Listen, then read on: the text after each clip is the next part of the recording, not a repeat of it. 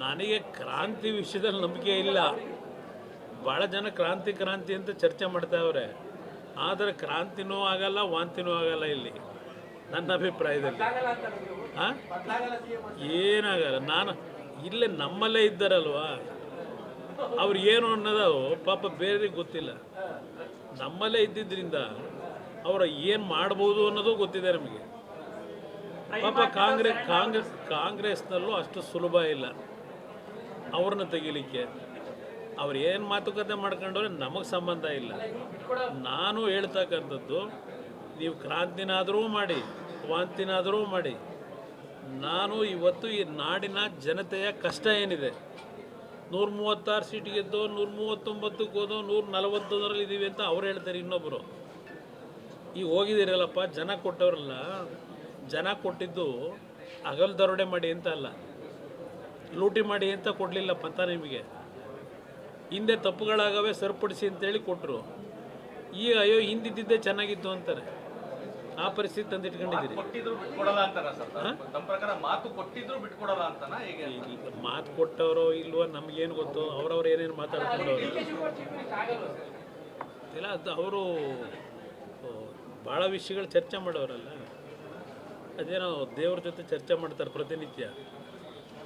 ದೇವ್ರ ಜೊತೆಯಲ್ಲಿ ಮುಖ್ಯಮಂತ್ರಿ ಯಾವಾಗ ಆಗೋದು, ಯಾವಾಗ ಮಾಡ್ತೀರಿ ಅಂತೇಳಿ ಅವ್ರ ಜೊತೆ ಚರ್ಚೆ ಮಾಡ್ತಾ ಇರ್ತಾರೆ. ಅದರಿಂದ ದೇವರುಂಟು, ಅವರುಂಟು.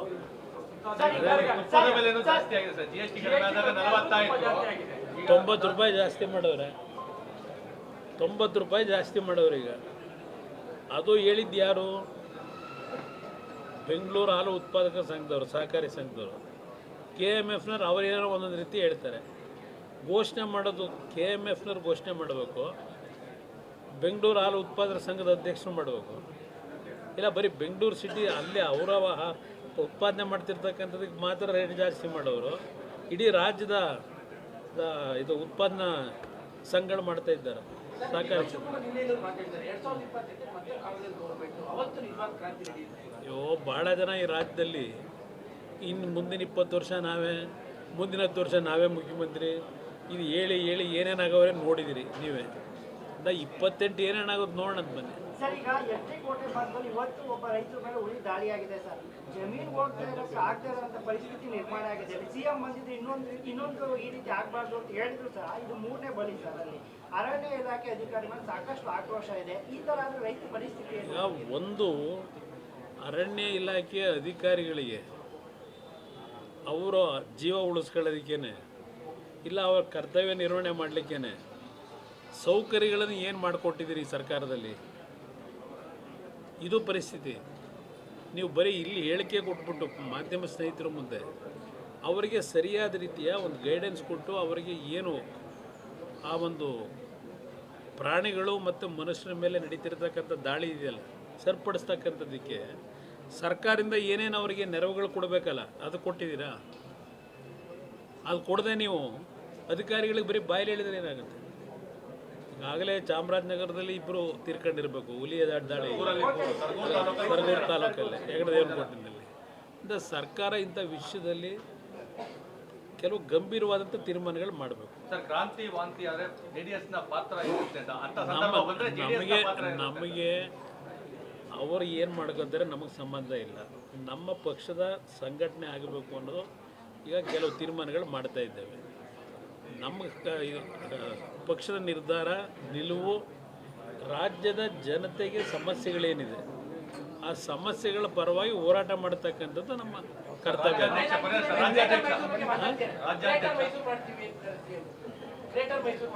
ಈಗ ಗ್ರೇಟರ್ ಬೆಂಗಳೂರು ಅವ್ರು ಮಾಡ್ತಾರೆ, ಅವ್ರಿಗಿಂತ ನಾನೇನು ಕಡಿಮೆ ಅಂತ ಹೇಳಿ ಇವರು ಗ್ರೇಟರ್ ಮೈಸೂರು ಅಂತಕ್ಕಂಥದ್ದು ಕಾಂಪಿಟೇಷನ್ ಮೇಲೆ ನಡೀತಾ ಇದೆ.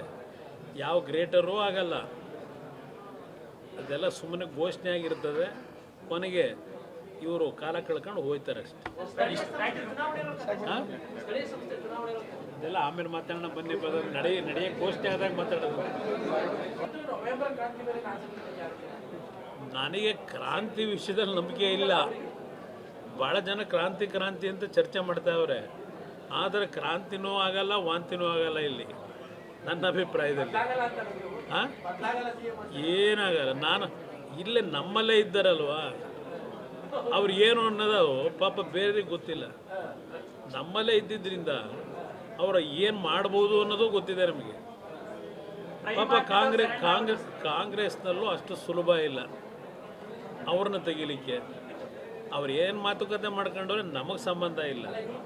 ನಾನು ಹೇಳ್ತಕ್ಕಂಥದ್ದು, ನೀವು ಕ್ರಾಂತಿನಾದರೂ ಮಾಡಿ, ವಾಂತಿನಾದರೂ ಮಾಡಿ, ನಾನು ಇವತ್ತು ಈ ನಾಡಿನ ಜನತೆಯ ಕಷ್ಟ ಏನಿದೆ, 136 ಸೀಟ್ ಗೆದ್ದು 139ಕ್ಕೆ ಹೋದೋ 141ರಲ್ಲಿ ಇದ್ದೀವಿ ಅಂತ ಅವ್ರು ಹೇಳ್ತಾರೆ. ಇನ್ನೊಬ್ಬರು ಈಗ ಹೋಗಿದ್ದೀರಲ್ಲಪ್ಪ, ಜನ ಕೊಟ್ಟವ್ರಲ್ಲ, ಜನ ಕೊಟ್ಟಿದ್ದು ಹಗಲು ದರೋಡೆ ಮಾಡಿ ಅಂತ ಅಲ್ಲ, ಲೂಟಿ ಮಾಡಿ ಅಂತ ಕೊಡಲಿಲ್ಲಪ್ಪ ಅಂತ ನಿಮಗೆ. ಹಿಂದೆ ತಪ್ಪುಗಳಾಗವೆ ಸರಿಪಡಿಸಿ ಅಂತೇಳಿ ಕೊಟ್ಟರು. ಈಗ ಅಯ್ಯೋ ಹಿಂದಿದ್ದೇ ಚೆನ್ನಾಗಿತ್ತು ಅಂತಾರೆ. ಆ ಪರಿಸ್ಥಿತಿ ತಂದಿಟ್ಕೊಂಡಿದ್ದೀರಿ. ಮಾತು ಕೊಟ್ಟವರು ಇಲ್ವೋ ನಮಗೇನು ಗೊತ್ತು, ಅವ್ರವ್ರು ಏನೇನು ಮಾತಾಡ್ಕೊಂಡವ್ರು ಇಲ್ಲ. ಅದು ಅವರು ಭಾಳ ವಿಷಯಗಳು ಚರ್ಚೆ ಮಾಡೋರಲ್ಲ. ಅದೇನೋ ದೇವ್ರ ಜೊತೆ ಚರ್ಚೆ ಮಾಡ್ತಾರೆ ಪ್ರತಿನಿತ್ಯ. ದೇವ್ರ ಜೊತೆಯಲ್ಲಿ ಮುಖ್ಯಮಂತ್ರಿ ಯಾವಾಗ ಆಗೋದು, ಯಾವಾಗ ಮಾಡ್ತೀರಿ ಅಂತೇಳಿ ಅವ್ರ ಜೊತೆ ಚರ್ಚೆ ಮಾಡ್ತಾ ಇರ್ತಾರೆ. ಅದರಿಂದ ದೇವರುಂಟು, ಅವರುಂಟು.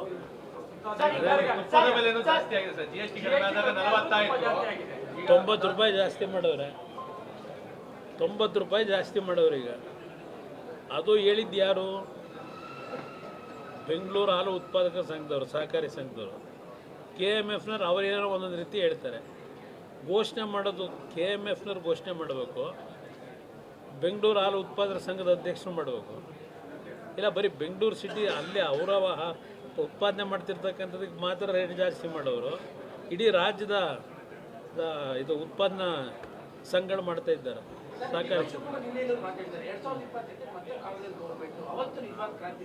ಅಯ್ಯೋ ಭಾಳ ಜನ ಈ ರಾಜ್ಯದಲ್ಲಿ ಇನ್ನು ಮುಂದಿನ 20 ವರ್ಷ ನಾವೇ, ಮುಂದಿನ 10 ವರ್ಷ ನಾವೇ ಮುಖ್ಯಮಂತ್ರಿ, ಇದು ಹೇಳಿ ಹೇಳಿ ಏನೇನಾಗವ್ರೆ ನೋಡಿದಿರಿ ನೀವೇ. 28 ಏನೇನಾಗೋದು ನೋಡೋಣ ಬನ್ನಿ ಸರ್. ಈಗ ಎರ್ಟಿಕೋಟೆ ಭಾಗದಲ್ಲಿ ಇವತ್ತು ಒಬ್ಬ ರೈತರ ಮೇಲೆ ಉಳಿ ದಾಳಿಯಾಗಿದೆ ಸರ್. ಜಮೀನು ಹೋಗ್ತಾ ಇರೋಕ್ಕೆ ಆಗ್ತಾ ಇರೋಂಥ ಪರಿಸ್ಥಿತಿ ನಿರ್ಮಾಣ ಆಗಿದೆ. CM ಬಂದಿದ್ದು ಇನ್ನೊಂದು ಈ ರೀತಿ ಆಗಬಾರ್ದು ಅಂತ ಹೇಳಿದ್ರು ಸರ್. ಇದು 3ನೇ ಬಲಿ ಸರ್. ಅಲ್ಲಿ ಅರಣ್ಯ ಇಲಾಖೆ ಅಧಿಕಾರಿಗಳು ಸಾಕಷ್ಟು ಆಕ್ರೋಶ ಇದೆ. ಈ ಥರ ಆದರೆ ರೈತ ಪರಿಸ್ಥಿತಿ ಈಗ ಒಂದು ಅರಣ್ಯ ಇಲಾಖೆ ಅಧಿಕಾರಿಗಳಿಗೆ ಅವರ ಜೀವ ಉಳಿಸ್ಕೊಳ್ಳೋದಕ್ಕೇನೆ, ಇಲ್ಲ ಅವರ ಕರ್ತವ್ಯ ನಿರ್ವಹಣೆ ಮಾಡಲಿಕ್ಕೇನೆ ಸೌಕರ್ಯಗಳನ್ನು ಏನು ಮಾಡಿಕೊಟ್ಟಿದ್ದೀರಿ ಈ ಸರ್ಕಾರದಲ್ಲಿ? ಇದು ಪರಿಸ್ಥಿತಿ. ನೀವು ಬರೀ ಇಲ್ಲಿ ಹೇಳಿಕೆ ಕೊಟ್ಬಿಟ್ಟು ಮಾಧ್ಯಮ ಸ್ನೇಹಿತರ ಮುಂದೆ ಅವರಿಗೆ ಸರಿಯಾದ ರೀತಿಯ ಒಂದು ಗೈಡೆನ್ಸ್ ಕೊಟ್ಟು ಅವರಿಗೆ ಏನು ಆ ಒಂದು ಪ್ರಾಣಿಗಳು ಮತ್ತು ಮನುಷ್ಯರ ಮೇಲೆ ನಡೀತಿರ್ತಕ್ಕಂಥ ದಾಳಿ ಇದೆಯಲ್ಲ ಸರಿಪಡಿಸ್ತಕ್ಕಂಥದ್ದಕ್ಕೆ ಸರ್ಕಾರದಿಂದ ಏನೇನು ಅವರಿಗೆ ನೆರವುಗಳು ಕೊಡಬೇಕಲ್ಲ, ಅದು ಕೊಟ್ಟಿದ್ದೀರಾ? ಅದು ಕೊಡದೆ ನೀವು ಅಧಿಕಾರಿಗಳಿಗೆ ಬರೀ ಬಾಯಲ್ಲಿ ಹೇಳಿದ್ರೆ ಏನಾಗುತ್ತೆ? ಈಗಾಗಲೇ ಚಾಮರಾಜನಗರದಲ್ಲಿ 2 ತೀರ್ಕೊಂಡಿರಬೇಕು ಹುಲಿಯ ದಾಳಿ, ಸರಗೂರು ತಾಲೂಕಲ್ಲಿ, ಹೆಗಡದೇವನಕೋಟೆಯಲ್ಲಿ. ಇಂಥ ಸರ್ಕಾರ ಇಂಥ ವಿಷಯದಲ್ಲಿ ಕೆಲವು ಗಂಭೀರವಾದಂಥ ತೀರ್ಮಾನಗಳು ಮಾಡಬೇಕು. ನಮಗೆ ಅವರು ಏನು ಮಾಡ್ಕೊತಾರೆ ನಮಗೆ ಸಂಬಂಧ ಇಲ್ಲ. ನಮ್ಮ ಪಕ್ಷದ ಸಂಘಟನೆ ಆಗಬೇಕು ಅನ್ನೋದು ಈಗ ಕೆಲವು ತೀರ್ಮಾನಗಳು ಮಾಡ್ತಾ ಇದ್ದೇವೆ. ನಮ್ಮ ಪಕ್ಷದ ನಿರ್ಧಾರ, ನಿಲುವು, ರಾಜ್ಯದ ಜನತೆಗೆ ಸಮಸ್ಯೆಗಳೇನಿದೆ ಆ ಸಮಸ್ಯೆಗಳ ಪರವಾಗಿ ಹೋರಾಟ ಮಾಡತಕ್ಕಂಥದ್ದು ನಮ್ಮ ಕರ್ತವ್ಯ.